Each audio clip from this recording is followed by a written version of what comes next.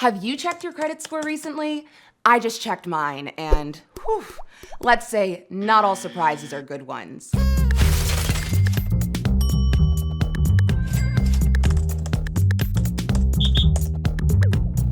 Our credit scores can give us a ton of anxiety, even more so when you don't understand how they're calculated. But if you did, the possibilities are endless.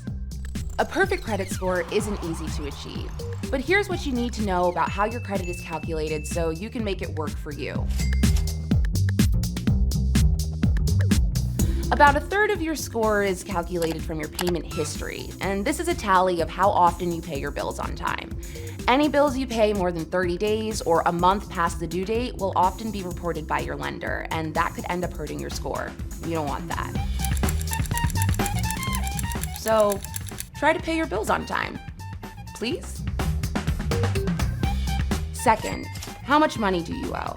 The amount of debt that you're in makes up about a third of your credit score. And believe it or not, owing money doesn't always hurt your score.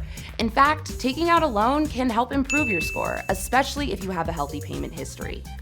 Overall, it depends on the age of your loan and the amount of debt that you have compared to the amount of credit available, which we call a debt-to-income ratio, and you really don't want that to exceed over 30%. So really, the lesson here is try not to bite off more than you can chew. Next is the length of your credit history. This accounts for about 15% of your score. The longer you've been a borrower, the more street cred you have, or creditworthiness, as the kids are saying. What? No? They're not saying that? Okay, well, anyway, it's smart to keep your oldest accounts open and active, even if you've already paid off all the balances. This shows lenders that you're not new to the game. And it's helpful to open your first line of credit early. The only difficulty here is not going off and spending money that you don't actually have. Remember when I told you not to bite off more than you can chew? Yeah. Another 10% of your credit score is based off the types of accounts that you have. This is the fourth piece to the credit puzzle. Diversity is always a strength, especially when considering what types of loans to take out.